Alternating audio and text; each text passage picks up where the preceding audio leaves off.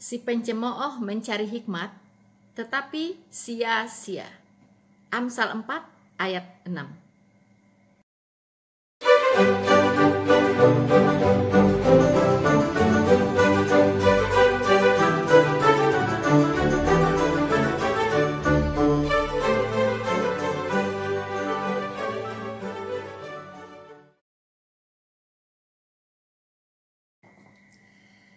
Halo teman-temanku, saudara-saudaraku yang terkasih di dalam Tuhan dimanapun Anda berada. Bertemu lagi dengan saya Rina Solihin dalam channel Rina Menjawab. Teman-teman, saya berharap kita semua dalam keadaan baik dan kita bersyukur, puji Tuhan ya teman-teman ya. Sampai hari ini kita masih diberi kesehatan yang baik ya dari Tuhan kita, sehingga kita bisa bersama-sama hadir kembali di dalam sharing-sharing firman Tuhan, teman-teman. Teman-teman, seperti yang saya katakan bahwa dalam menanggapi 3 ustadz, yaitu Yahya Waloni, Ustadz Somad, dan Ustadz Kainama, saya membaginya menjadi 2 sesi ya teman-teman ya, menjadi 2 seri teman-teman. Nah, ini seri keduanya. Ya, sementara yang seri pertama yaitu saya menanggapi Ustadz Yahya Waloni, dan seri kedua ini teman-teman saya akan menanggapi Ustadz Kainama dan sekaligus menanggapi Ustadz Abdul Somad. Ya, teman-teman, seperti kita tahu bahwa tidak berhenti ya serangan-serangan yang diarahkan kepada kekristenan dari para ustadz ini teman-teman, dan saya juga tidak akan pernah berhenti untuk mengcounter, untuk menanggapi berbagai macam tuduhan-tuduhan yang tidak berdasar terhadap kekristenan. Dalam kesempatan ini teman-teman, saya akan menanggapi Ustadz Kainama, yaitu yang mengatakan bahwa Tuhan itu kok sengsara, ya. Jadi kalau Tuhan itu sengsara berarti dia bukan Tuhan. Begitu ya. Nah, nanti saksikan bagaimana saya mengcounter tuduhan ini secara alkitabiah, teman-teman. Kemudian dia juga mengangkat Matius 7 ayat 21, yaitu ada ayat yang berbunyi, bukan setiap orang yang berseru-seru kepadaku Tuhan Tuhan yang akan masuk kerajaan sorga, melainkan dia yang melakukan kehendak Bapakku yang di sorga.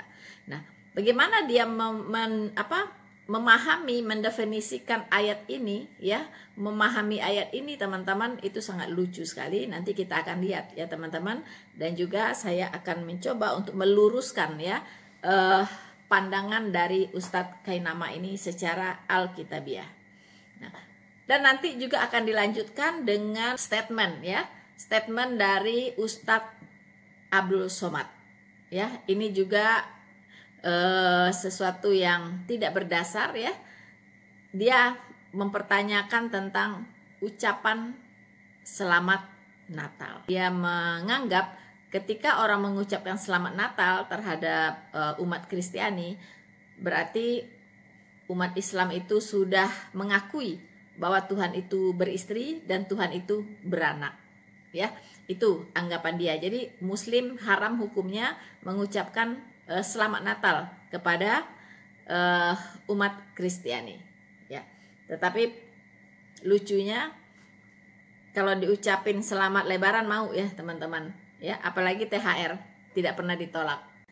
Teman-temanku yang terkasih di dalam Tuhan, sebelum kita menyaksikan statement-statement dari Ustadz Kainama dan Ustadz Abdul Somad, saya ingin mengingatkan teman-teman bahwa channel Noverina Solihin ini ya ditujukan untuk membentengi umat dari yang namanya penyesatan dan pemurtatan. Untuk itu jangan lupa untuk terus Anda dukung channel Noverina Solihin ini teman-teman dengan cara like, subscribe, dan share video ini. Selamat menyaksikan. Kita sekarang ke masih yang status Ustadz yang mualaf ya, nanti terakhir yang itu yang asli, yang Ustadz asli, yang Ustadz murni. Jadi sekarang kita akan melihat videonya Ustadz Kainama. Ya. Oh, kayak nama. Ya. Yes.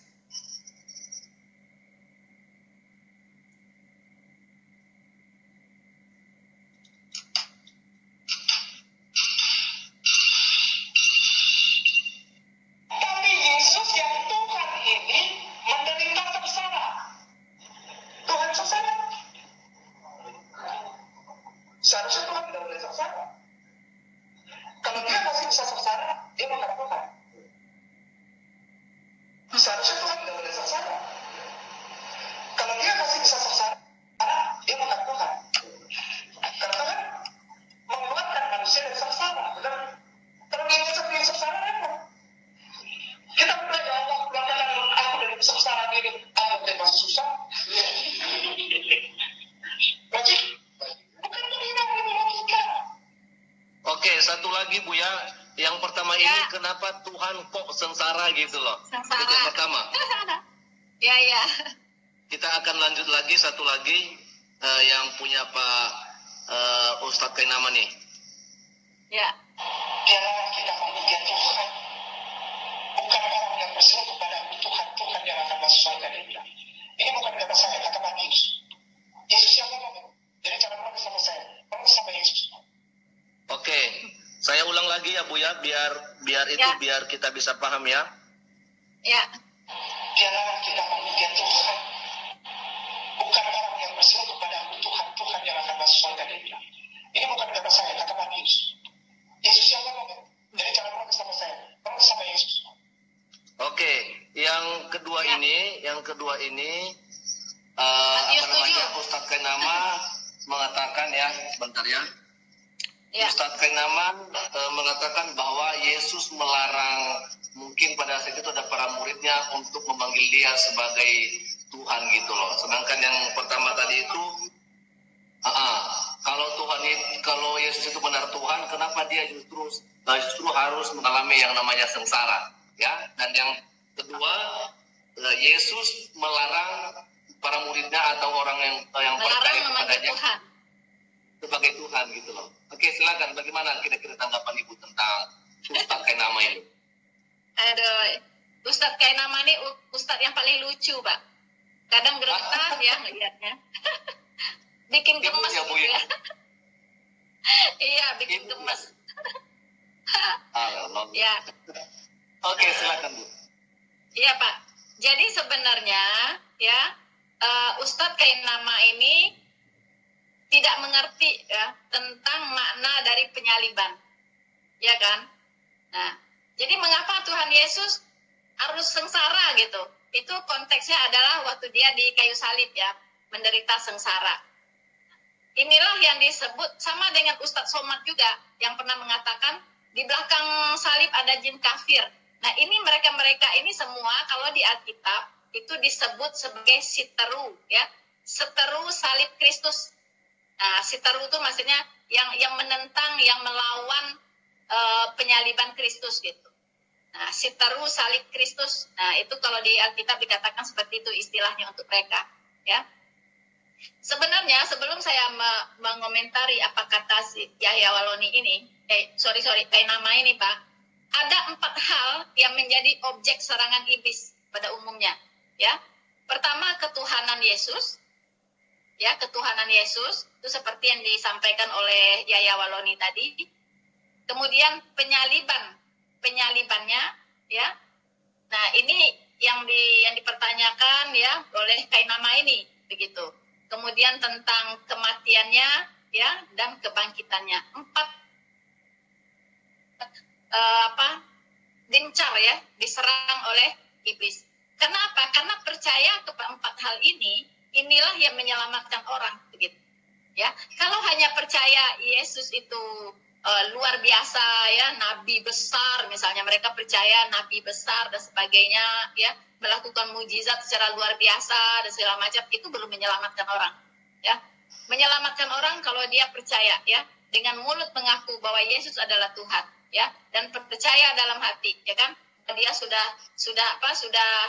mati ya, disalibkan dan bangkit gitu kan. Nah, itu yang menyelamatkan orang ya, mengaku dengan mulut, percaya dengan hati. Itu yang menyelamatkan orang ya, tentang 4 hal ini. begitu.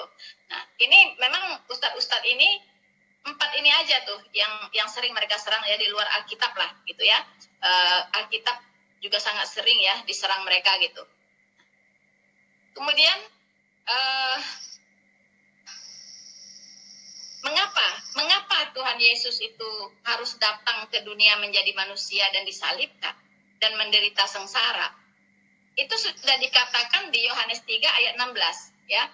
Karena begitu besar kasih Allah akan dunia ini, sehingga ia mengaruniakan anaknya yang tunggal ya, supaya setiap orang yang percaya kepadanya tidak binasa, melainkan beroleh hidup yang kekal. Nah, ini tujuannya ya. Jadi dia datang ke dunia ini untuk mati di kayu salib, itu dalam rangka menggantikan orang yang berdosa ini dihukumkan ya. Karena Tuhan tidak mau semua manusia ini ke neraka. Kalau bisa semua manusia ini semua masuk ke surga. Karena neraka itu diciptakan oleh Tuhan bukan untuk manusia pada awalnya, tapi adalah untuk iblis ya. Jadi neraka diciptakan oleh Tuhan itu untuk iblis, bukanlah itu diciptakan oleh Tuhan bukan untuk manusia pada awalnya, tapi adalah untuk iblis ya. Jadi neraka diciptakan oleh Tuhan itu untuk iblis, bukan untuk manusia. Tuhan tidak mau ya satu orang pun binasa. Makanya gimana dong caranya? Karena ketetapannya sudah jelas tadi bahwa upah dosa adalah maut. Tidak ada cara lain kecuali menggantikan penghukuman tersebut. Ya, siapa yang layak menggantikan itu? Ya Tuhan sendiri, karena hanya Dia yang maha suci. Karena semua manusia ini sudah berdosa dan kehilangan kemuliaan Allah. Tidak ada yang bisa layak, tidak ada yang layak untuk menyelamatkan manusia lainnya kecuali Tuhan itu sendiri. Makanya Dia harus datang menjadi manusia, karena Dia akan menggantikan manusia.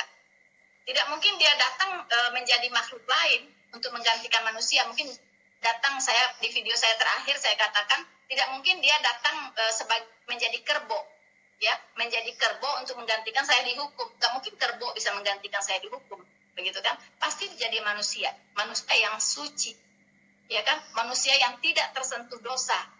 Yaitu Allah sendiri, nggak bisa ada yang lain. Semua manusia sudah berdosa, kita katakan nggak bisa gitu. Makanya Tuhan itu berkepentingan untuk menjadi manusia ya, untuk menggantikan semua manusia ini dihukumkan karena dosa-dosa mereka. Nah, ini bukan hanya di Perjanjian Baru ya, ini sudah diajarkan juga di Perjanjian Lama, sudah dinubuatkan ya oleh Tuhan juga gitu. Jadi bukan ujuk-ujuk di Perjanjian Lama, di Perjanjian Baru saja diajarkan yang namanya penebusan. Tidak ya, kita bisa baca di Yesaya 53, yaitu ini nubuatan tentang penyaliban Kristus ya, sudah dinubuatkan di kitab Nabi Yesaya. Kita baca ayat 4 sampai 6 ya. Saya bacakan untuk teman-teman semuanya. Tetapi ya, nah ini saya bacakan dari ayat 3 deh ya, karena dia tadi mengatakan kok Tuhan sengsara gitu kan. Nah, ayat 3 deh ya. Ia dihina dan dihindari orang ya. Ia dihina dan dihindari orang. Betul. Tuhan Yesus bahkan pernah diludahi orang ya. Diludahi juga pernah ya. Seorang yang penuh kesengsaraan. Nah, itu dia ya. Ya, orang yang penuh kesengsaraan, yang biasa menderita kesakitan. Ya, waktu di kayu salib itu dia sangat sengsara, dia sangat menderita kesakitan. Ia sangat dihina, ya, sehingga orang menutup mukanya terhadap dia, dan bagi kita pun dia tidak masuk hitungan. Ya, jadi orang-orang Yahudi waktu itu menganggapnya Tuhan Yesus itu ditindas Allah lah, ya, dia dihukum lah, makanya dia disalib jat Allah, begitu kan? Nah, karena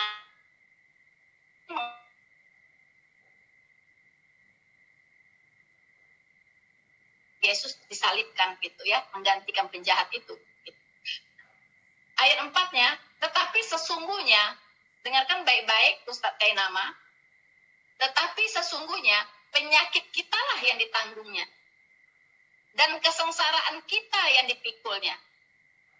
Ya, padahal kita mengira dia kena tulah, dipukul dan ditindas Allah. Ya, jadi Tuhan Yesus itu sengsara seperti yang dingenyek ya, dingenye artinya diolok-olok oleh Kainama tadi, itu sebenarnya dia menanggung kesengsaraannya Kainama sebenarnya, ya, supaya Kainama ini tidak tidak mengalami kesengsaraan nanti, ya, setelah nyawanya dicabut dari dunia ini, tidak mengalami kesengsaraan di neraka.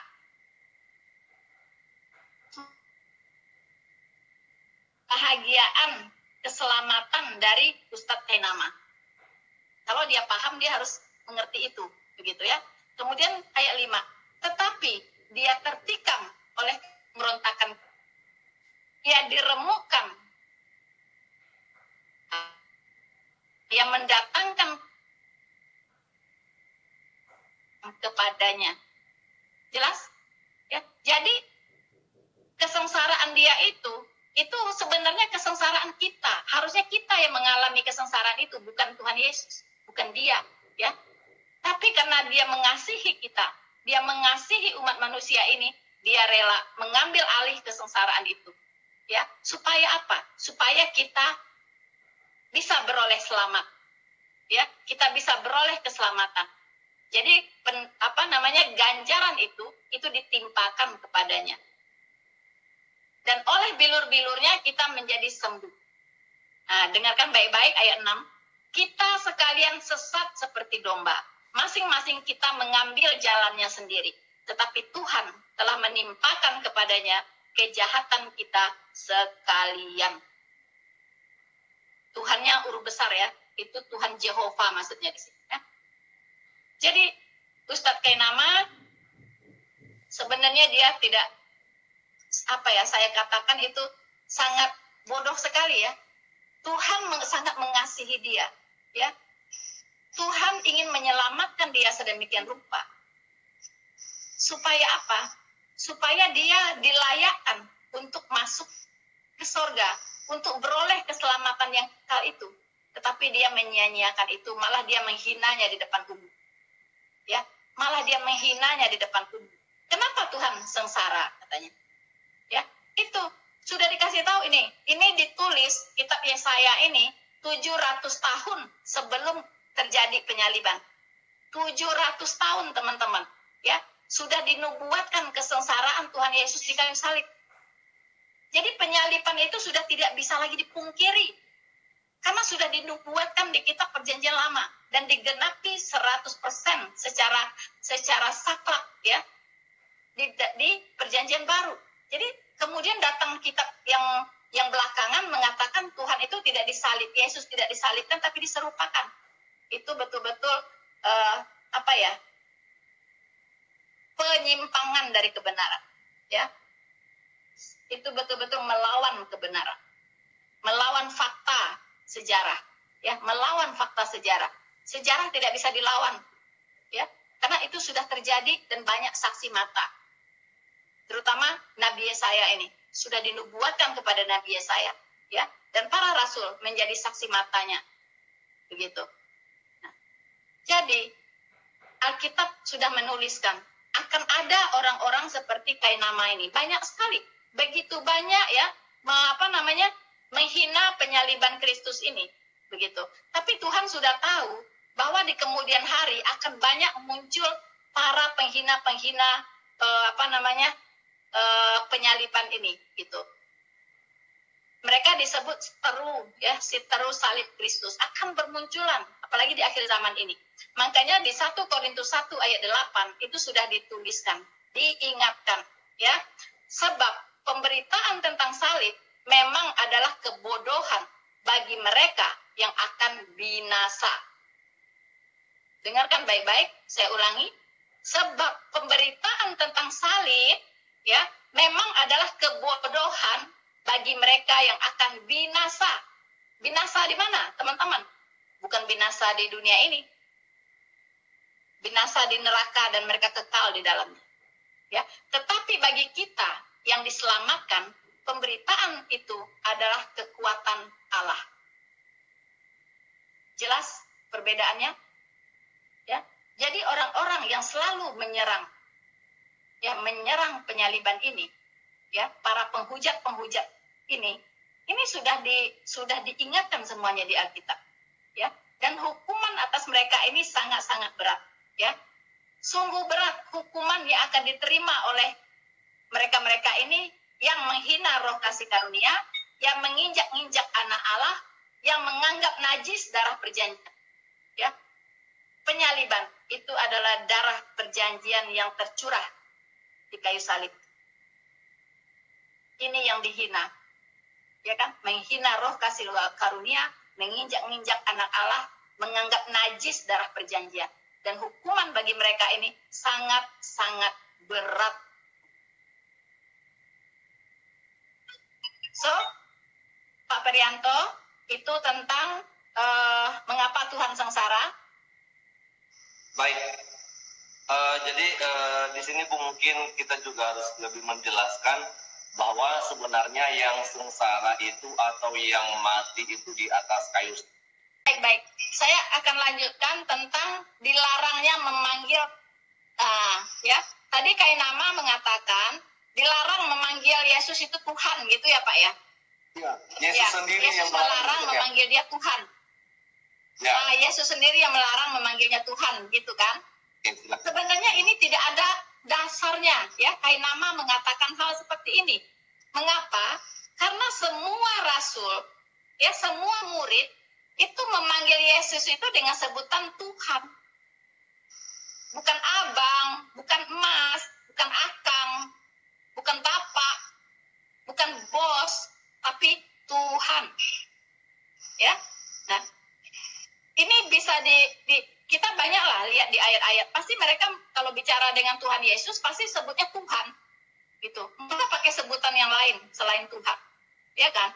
Karena mereka tahu Yesus itu memang Tuhan, begitu. Nah, kemudian kita lihat Yohanes 13 ayat 13. Ini biasa ayat ini dipelintir oleh Muslim, ya. Ya, di sini dikatakan, kamu menyebut aku guru dan Tuhan, dan katamu itu tepat, sebab memang akulah guru dan Tuhan. Ya, jadi sebenarnya kurang jelas apa ayat ini, gitu. Yang dia mengakui dirinya adalah Tuhan. Nah, tapi Muslim mengatakan, ya, oh bukan Tuhan itu mah Tuan, katanya gitu kan. Dia plesetkan jadi Tuan.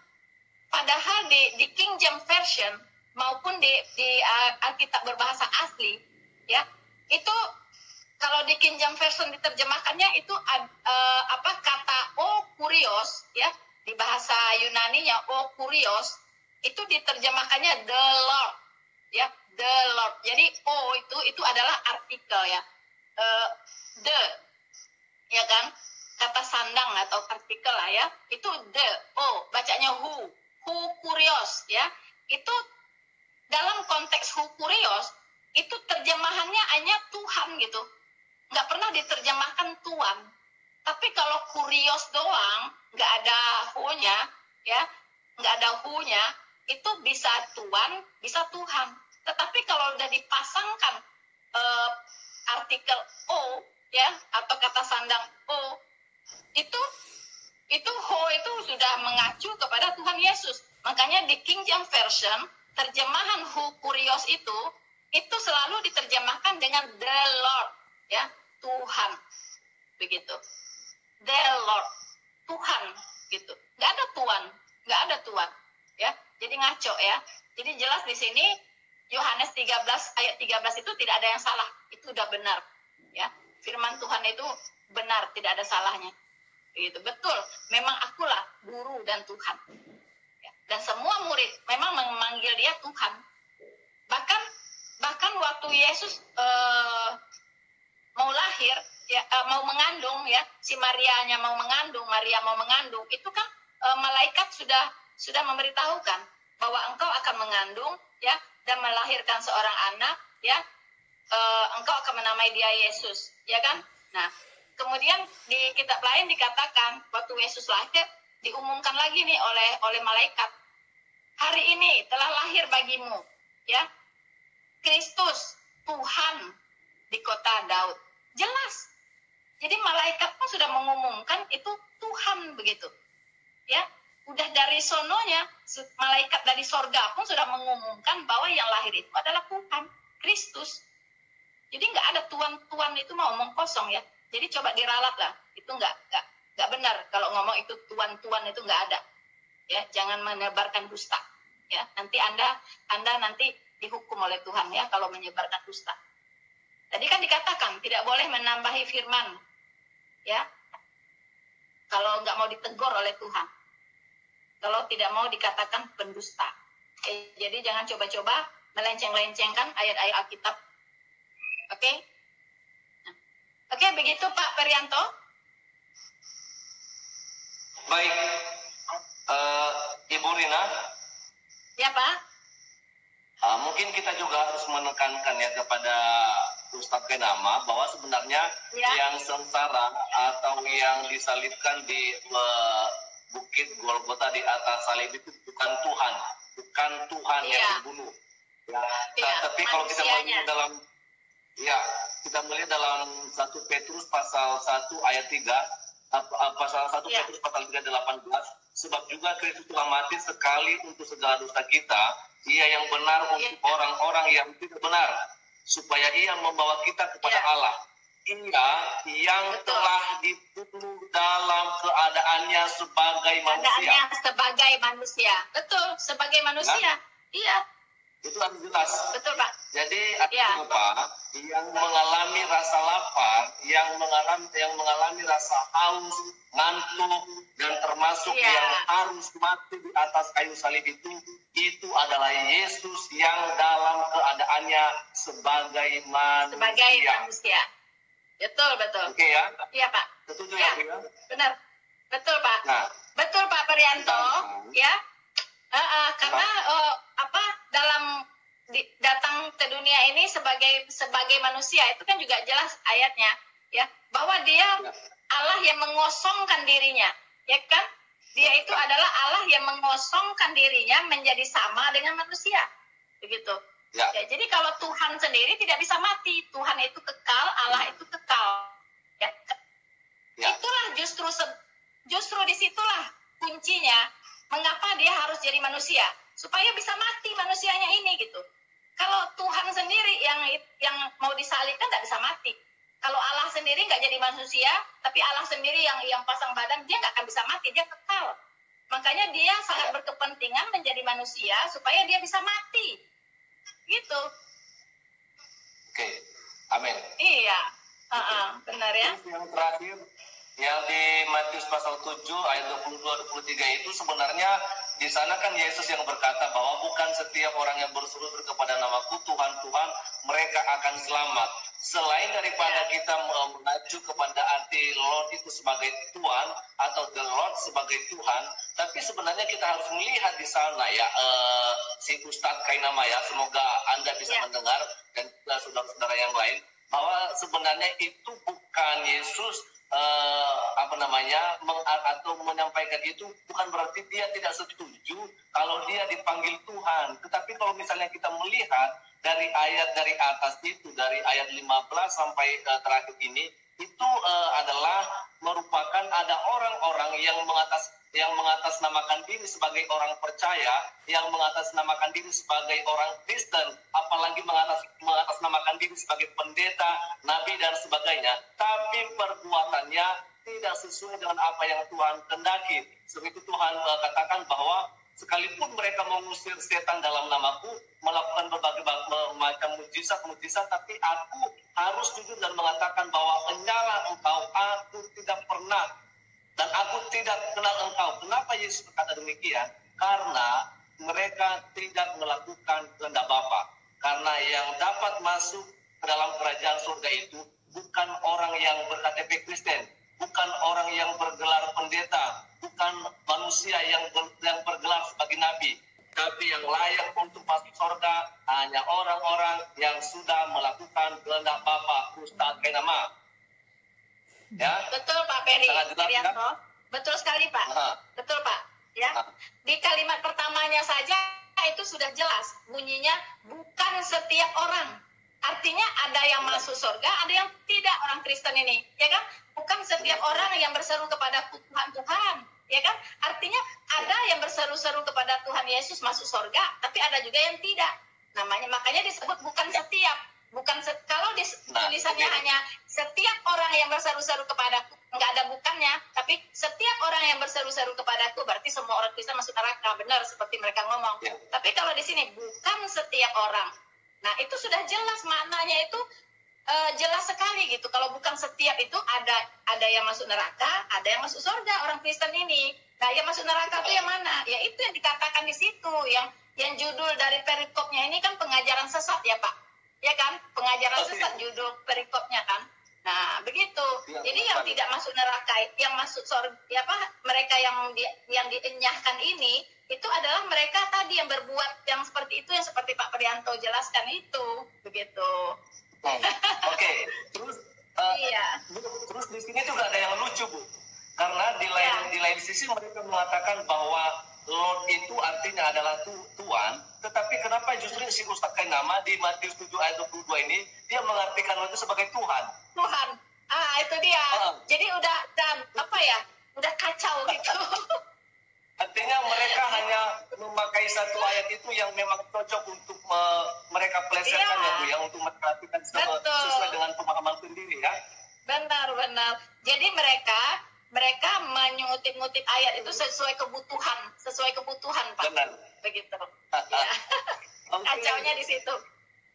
Ya. Oke. Baik, jadi sekarang mungkin sudah selesai untuk Ustaz Kainama dan semoga dia bisa juga mendengarkan ini pembicaraan kita. Oke.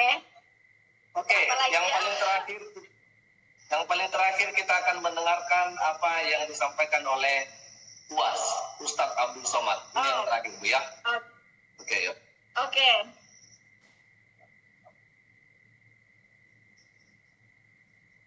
Sekarang tren sebagian orang Islam latah berjalan baca bulan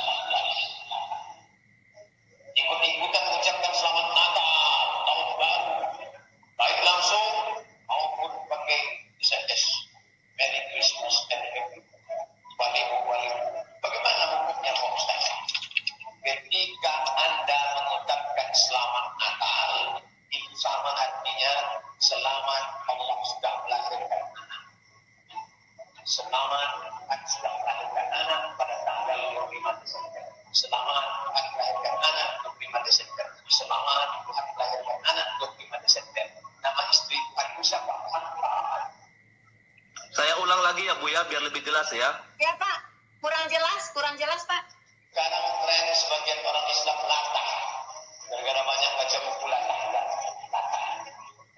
Ikut-ikutan mengucapkan selamat Natal, tahun baru, baik langsung maupun pakai SMS. Merry Christmas and Happy Walihu. Bagaimana hukumnya Pak Ustaz? Ketika Anda mengucapkan selamat Natal, itu sama artinya selamat Allah sudah melahirkan anak. Selamat sudah melahirkan anak pada tanggal 25 Desember. Selamat melahirkan anak 25 Desember. Selamat melahirkan anak 25 Desember. Nama istri aku siapa?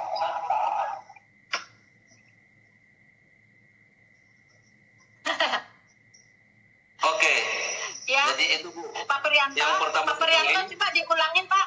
Bapak coba ulangin, kurang jelas ya kata-katanya. Baik. Poin-poinnya aja Pak. Poin-poinnya. Oke, mungkin saya jelaskan aja ya, nggak usah lagi diputar ya Bu ya. Enggak usah, Bapak aja. Bagaimana? Bapak jelaskan poin. Iya, Bapak aja. Jadi yang pertama dulu sepertinya Ustadz Abdul Somad mengatakan bahwa haram mengucapkan selamat Natal. Sebabnya pertama, karena kenapa Tuhan justru punya anak, gitu loh. Karena dengan mengucapkan selamat Natal berarti kita mengucapkan bahwa selamat Tuhan punya anak, Tuhan beranak, begitu loh. Nah, terus yang kedua di bagian terakhir dia justru katakan bahwa Tuhan juga punya istri. Tadi kita sempat dengar itu. Namanya siapa? Oke, saya putar ulang ya. Namanya katanya siapa tadi Pak? Sebentar Bu, biar saya putar lagi. Oke. Selamat melahirkan anak 25 Desember. Nama istri aku siapa? Karena tren sebagian orang Islam latah banyak baca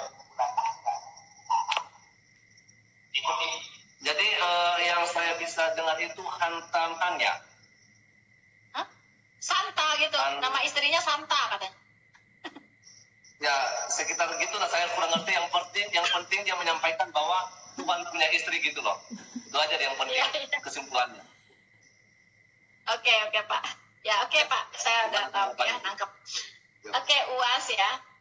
UAS ini karena ini termasuk ustadz yang ini ya, yang kontroversial juga gitu.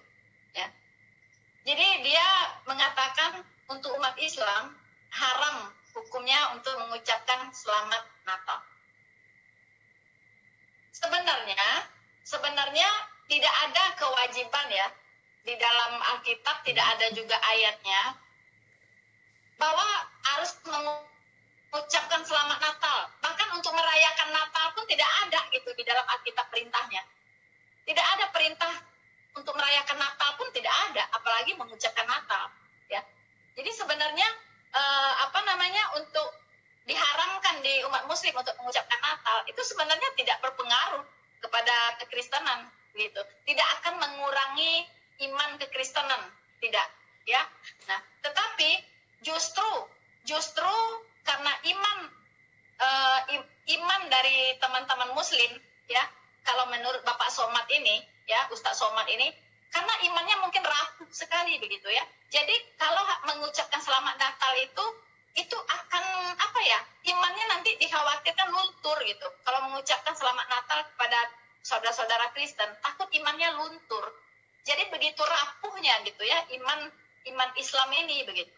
Ya, kalau kita orang Kristen mengucapin selamat Lebaran kayak mengucapin selamat mengucapkan sebentar lagi Imlek, kita ucapkan ke semua umat beragama yang ada di Indonesia ini, itu tidak mengurangi sedikit pun iman kita gitu. Ya, tidak menggerus sedikit pun iman kekristenan kita, tidak ada gitu. Ya, karena itu hanya sebagai ucapan saling menghargai lah sesama anak bangsa begitu. Tidak ada hubungannya dengan keimanan, tidak ada gitu. Apakah mengucapkan selamat Natal langsung ya imannya jadi goyah gitu, langsung jadi Kristen dia begitu? Enggak lah gitu kan. Orang Kristen juga mengucapkan Idul Fitri dan segala macam ya, itu enggak akan mengurangi iman kekristenan begitu, karena orang-orang Kristen ini imannya teguh gitu. Enggak mungkin dengan satu kata begitu, satu kalimat itu aja mengucapkan selamat Idul Fitri aja langsung imannya rontok. Tidak begitu. Tapi nggak tahu, mungkin imannya muslim mungkin begitu ya. Jadinya dengan mengucapkan selamat Natal saja itu imannya langsung buyar begitu kan. Makanya diharamkan. Jangan. Kalau diharamkan itu berarti memang imannya sangat rapuh begitu. Ya kita pahamilah, makanya kita juga tidak terlalu gimana gitu ketika tidak diucapkan selamat Natal gitu ya. Memang saya juga mengalami gitu kan, tidak ada yang pernah mengucapkan itu gitu, karena teman-teman saya rata-rata kan muslim ya. Itu memang tidak, karena memang mereka diajarkan untuk tidak boleh mengucapkan itu, takut imannya rontok begitu ya. Tapi kalau pas Lebaran, saya mah santai aja ngucapin dia selamat Lebaran ya kan, selamat Idul Fitri segala macam, nggak akan mengurangi iman saya setitik pun ya kan, tidak akan menggoyahkan sedikit pun gitu, hanya dengan memberikan ucapan selamat hari besarnya mereka gitu. Nggak ada. Itulah beda iman kekristenan dengan imannya mereka gitu ya. Maka mereka sangat diprotek sekali, nggak boleh ini, nggak boleh ini, nggak boleh ini, karena imannya rapuh, imannya sangat seperti mendirikan rumah di pasir gitu, di tepi pantai. Jadi dianggap datang ombak sedikit akan hanyut, akan buyar gitu imannya ya. Jadi dimaklumi saja Pak Perianto ya. Nah, cuman saya herannya ya, ini sekedar ngomong-ngomong aja ya. Jadi di Indonesia ini itu banyak pengusaha itu kan orang-orang yang non muslim ya. Kalau yang punya perusahaan-perusahaan besar-besar rata-rata ya, itu pemberi kerja tuh rata-rata non muslim begitu, yang punya perusahaan-perusahaan yang gede-gede gitu ya kan. Nah, itu di hari Lebaran seharusnya mereka tidak menuntut yang namanya THR. tunjangan hari raya dari orang Kristen, dari bos-bos yang beragama Kristen. Harusnya tidak gitu. Tidak menuntut THR. Mengapa itu tidak menggoyahkan iman mereka dengan uangnya orang kafir gitu? Mengapa tidak? Harusnya THR jangan dituntut kalau dari orang kafir ya. Takut nanti imannya goyah. Ini uang haram ini dari orang kafir. Nggak usah lah, tolak aja THR-nya. Tapi ada nggak kejadian seperti itu? Nggak ada kan? THR-nya mau dibayar, tapi ngucapin Natal nggak mau gitu. Nah ini kan lucu. Nah begitu ya. Jadi marilah kita itu ya saling menghargai, berpikir lebih dewasa, berpikir itu lebih apa ya, lebih arif begitu. Sekedar ucapan itu tidak mempengaruhi iman. Kalau memang iman orangnya teguh, kokoh, ya, kecuali iman rapuh, bolehlah begitu. Ya. Nah, kira-kira begitu Pak Pendeta Yanto. Baik. Jadi artinya bahwa yang pertama itu tadi Ustadz Abdul Somad ini mengatakan bahwa haram ya untuk mengucapkan selamat hari Natal. Iya. Tapi kok THR tetap dituntut ya Bu ya? THR menuntut mau. Iya, kan lucu. Ya. Nah itu. Iya harusnya tolak juga gitu, tolak juga. THR-nya halal Bu. Tapi kalau mengucapkan selamat Natal haram. Oh gitu, THR-nya halal, Natalnya haram. Iya. Iya. Karena gini, itu seenak edewe gitu ya. Karena THR-nya itu kan ada fisiknya Bu, ada bentuknya. Sedangkan kalau ucapin selamat Natal itu cuman dikata aja, cuman omongan aja gitu Bu. Tapi kalau THR-nya langsung ada ini, makanya halal. Ya. Oh gitu. Iya. Good. Ya lucu aja gitu, lucu.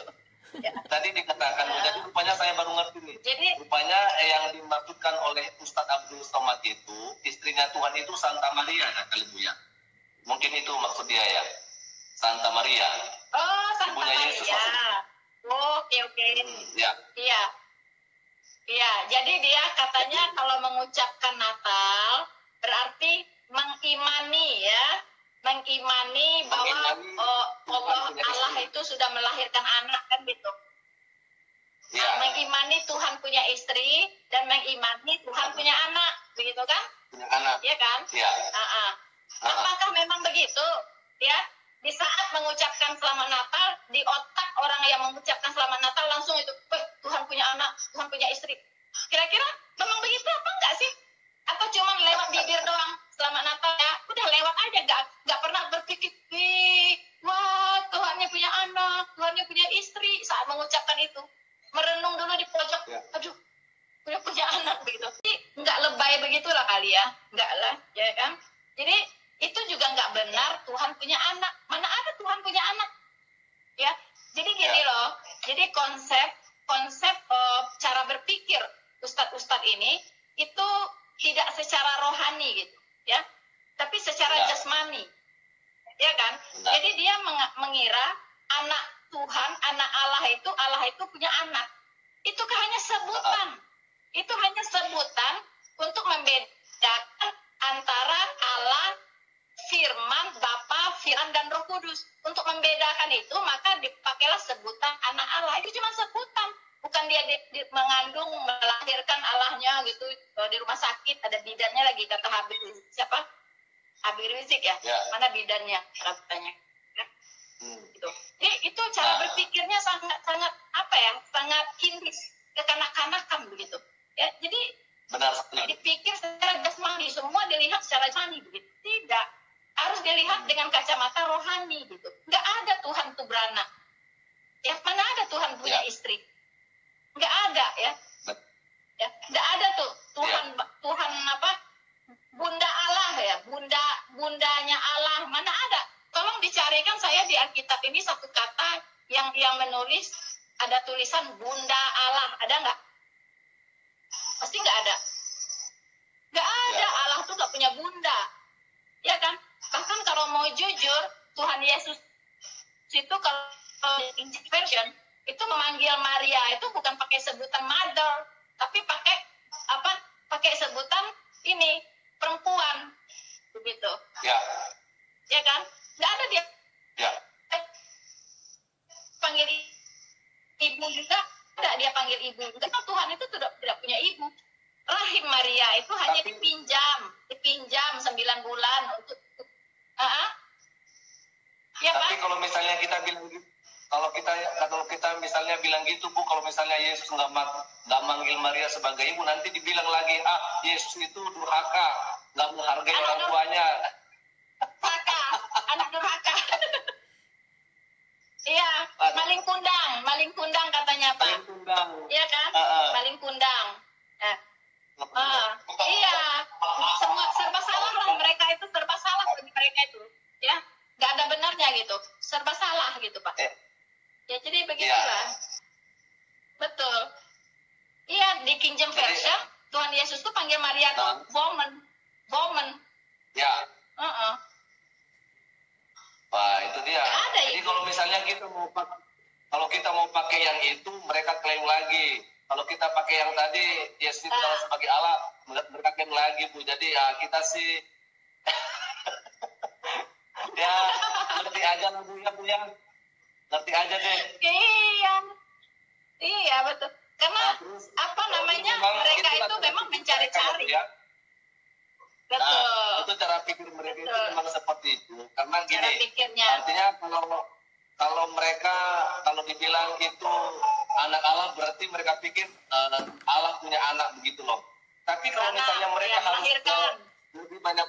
lebih banyak berpikir, istilah-istilah anak ini kan ada banyak sekali Bu. Kalau kayak anak tangga, emang tangga punya istri, Iya. tangga punya anak Istri gitu kan? punya anak kan enggak, anak tangga, anak kunci. Emang mana Anak istrinya kunci. Anaknya melahirkan di mana kuncinya? Begitulah Pak. Aduh, parah. Cara berpikirnya. Yang maaf Bu, yang haram lagi menggonggong Bu, yang haram. Aduh.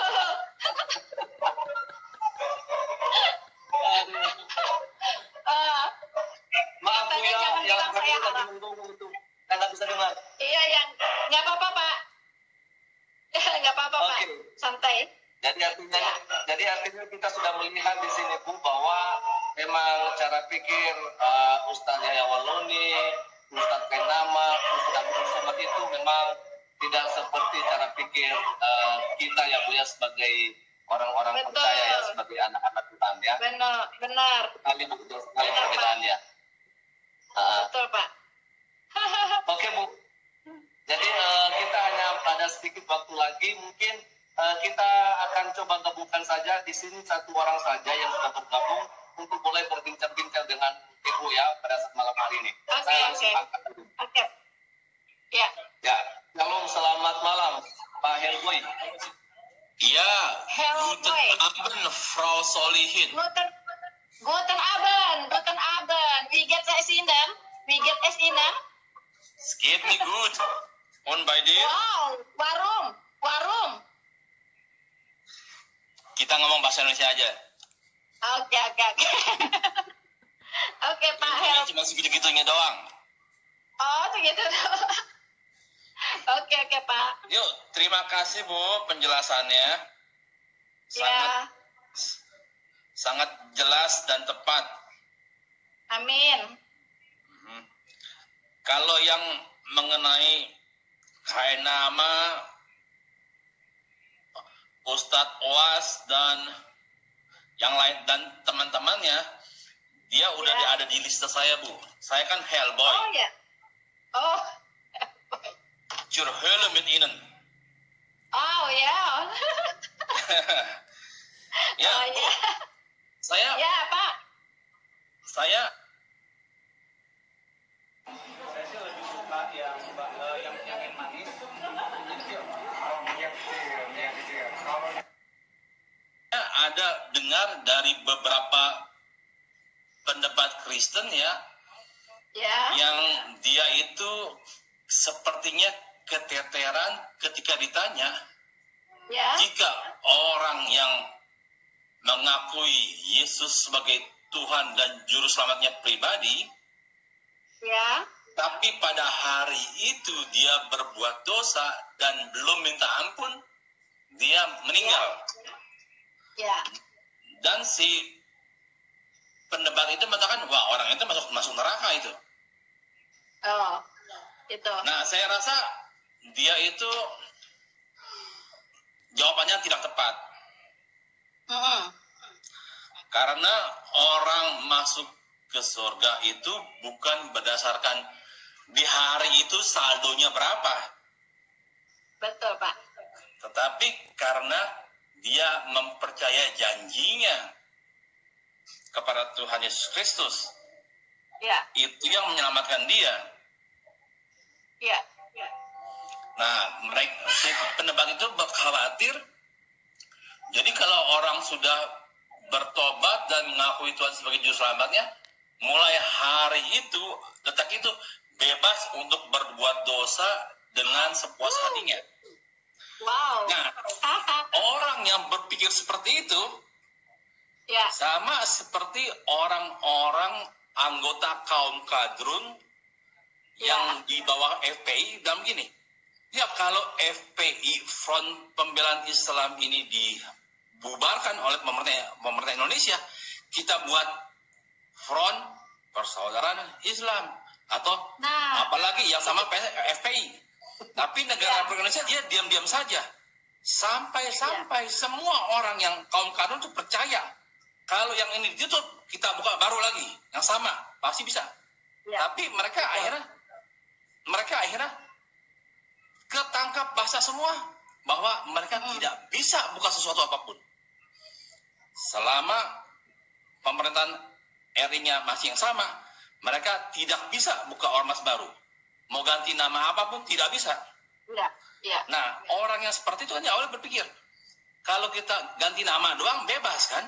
Nah, itu sama kalau orang itu berpikir gua hari ini ngaku tobat, tapi di kepala gua banyak tanduknya, dia akan mengalami hal yang sama dengan si FPI tersebut pada hari pembukaan, pada hari penghakiman. Dia akan berasa, oh, kayaknya nggak bisa, dan is just paid. Yes, just paid. Ya. Oke, dan kalau gitu Bu ya, terima kasih. Iya Pak. Oke, dan so sampai nanti, cus. Auf Wiedersehen. Wiedersehen. Oke. Jadi pertanyaannya apa ya tadi Pak? Oh, saya komentarin aja sedikit ya. Saya komentarin sedikit. Masih ada Bapak Herboy? Masih ada. Saya ya kasih komentar aja. Oke. Tadi kan ada yang mengatakan bahwa kalau sudah jadi Kristen bebas berbuat dosa dong, ya kan? Kan dosanya sudah diampuni semuanya, sudah ditebus, jadi bebas-bebas aja berbuat dosa, begitu, ya.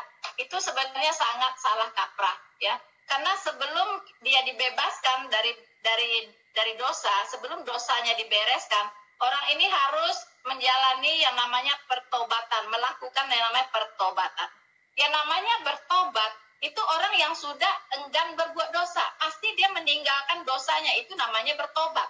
Kalau orang itu masih suka berbuat dosa, itu dalam arti dia belum bertobat sama sekali dan tidak diselamatkan, karena tanpa pertobatan tidak ada keselamatan, ya kan?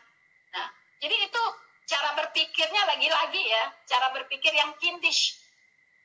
Ya, Pak Helbro, kindish ya, kekanak-kanakan gitu kan. Kekanak-kanakan cara berpikirnya gitu. Mana mungkin orang yang sudah bertobat kemudian semau-maunya berbuat dosa, itu namanya belum bertobat gitu.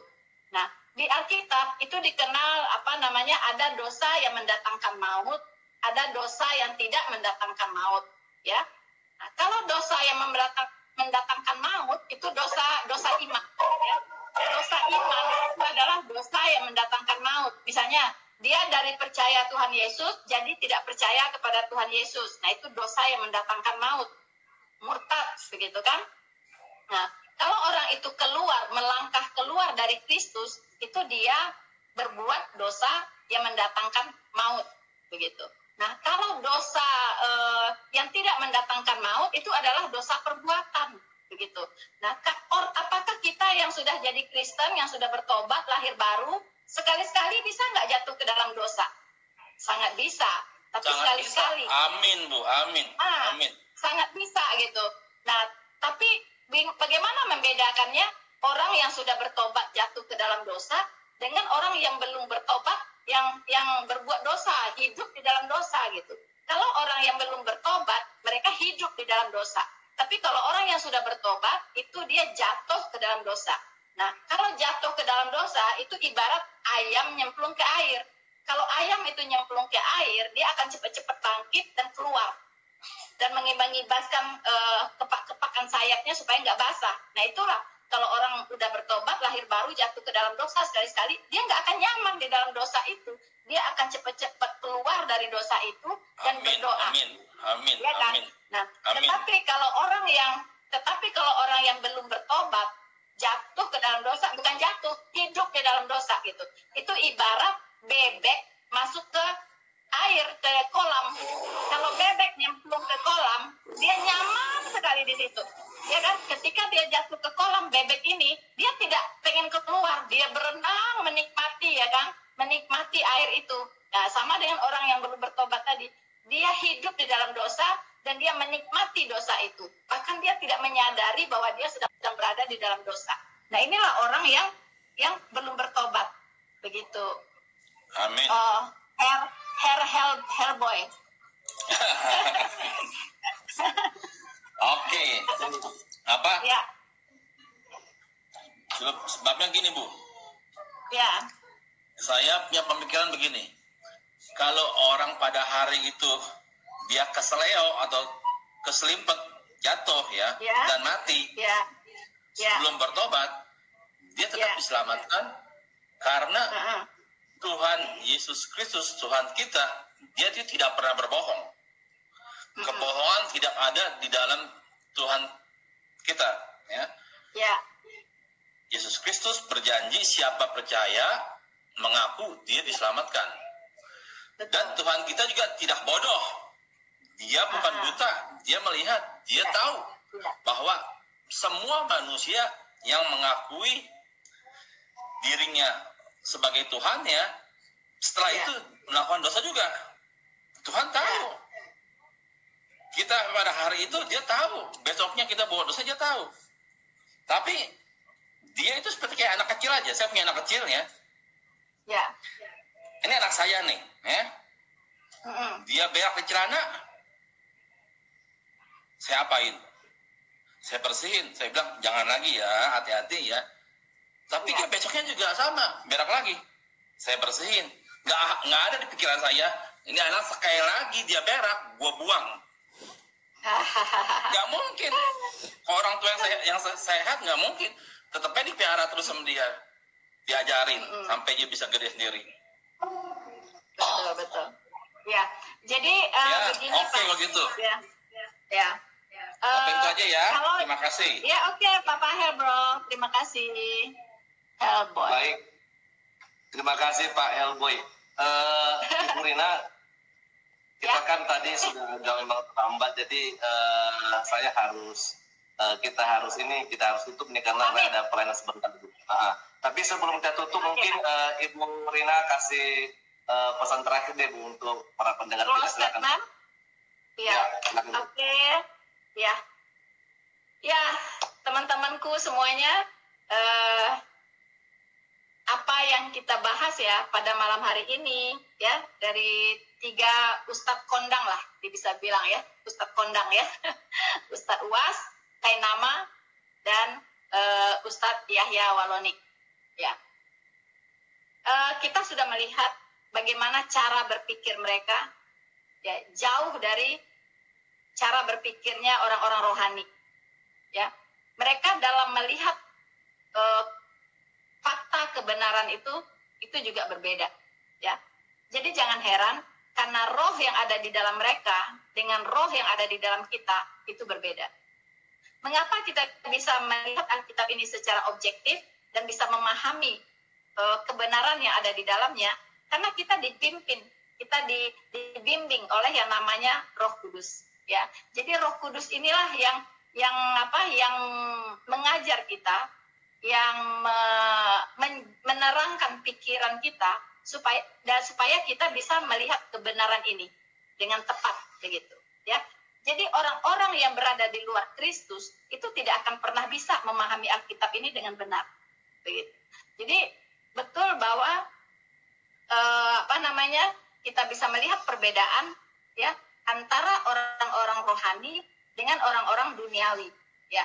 Orang-orang duniawi itu tidak akan bisa menilai hal-hal yang rohani, ya, karena semua yang tertulis dalam Alkitab ini hanya bisa dinilai secara rohani, ya. Jadi secara rohani dengan mengedepankan akal sehat, ya, akal sehat kita, dan dipimpin oleh Roh Kudus, maka kita akan bisa memahami Alkitab ini dengan benar. Begitu, teman-teman. Jadi firman Tuhan itu adalah kebenaran, ya. Karena yang mengilhamkan ini adalah Allah yang benar, jadi tidak mungkin salah, begitu. Dan Alkitab ini bisa menjelaskan tentang dirinya sendiri. Nah, itu luar biasanya. Makanya kita tidak butuh Alkitab, tidak butuh yang namanya hadis atau kitab pendamping lainnya atau fatwa dari para pemuka agama. Tidak butuh, ya, tidak butuh itu. Cukup firman Tuhan yang ada di Alkitab ini adalah sudah sempurna dan sangat sempurna. Jadi tidak perlu lagi disempurnakan seperti yang diklaim oleh siapa tadi?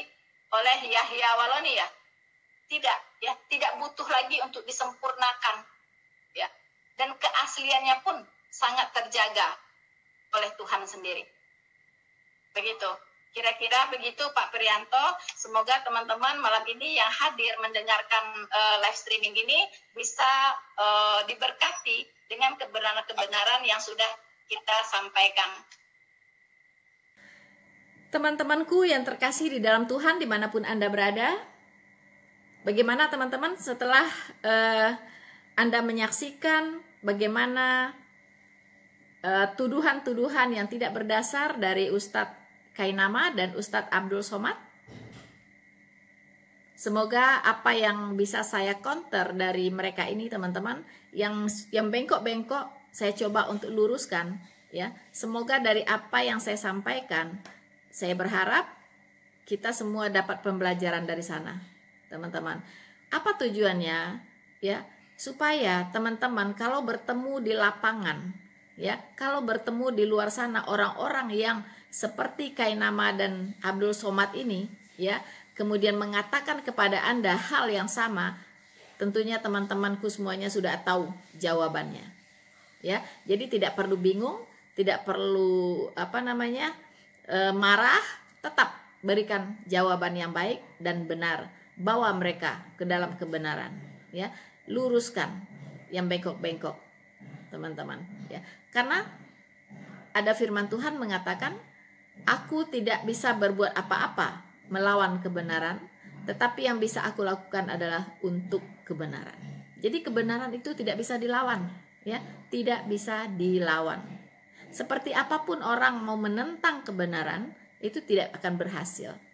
Karena apa? Karena saya sering katakan bahwa Alkitab firman Tuhan ini memang ajaib, teman-teman, ya, sungguh ajaib.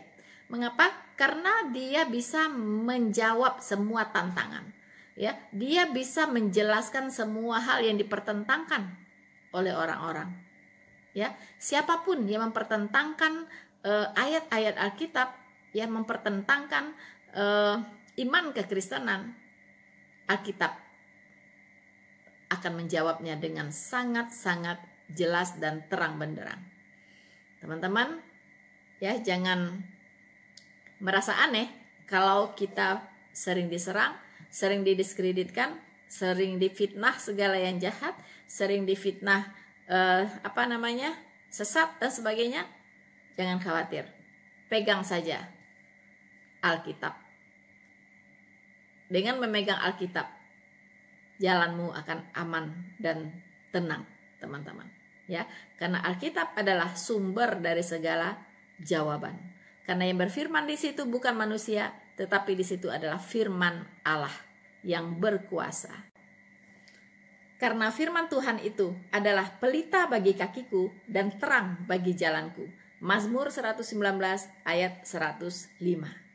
Jadi teman-teman, ketika kita pegang Alkitab, tenang teman-teman, ya. Tidak ada yang tidak bisa diselesaikan. Tidak ada tuduhan yang tidak bisa kita bikin clear, teman-teman, ya. Hanya satu pegangan kita, yaitu firman Tuhan. Oke teman-teman, saya kira sekian dulu untuk video saya kali ini teman-teman, dan kita akan bertemu lagi di next video, dan selalu ya mengcounter berbagai macam serangan-serangan terhadap kekristenan. Dengan demikian kita menjadi seorang Kristen yang teguh, menjadi seorang Kristen dalam kebenaran dan tidak mudah disesatkan. Teman-teman, terus dukung channel Noverina Solihin dengan cara like, subscribe, dan share video ini. Tuhan Yesus memberkati kita semua. Semakin diserang,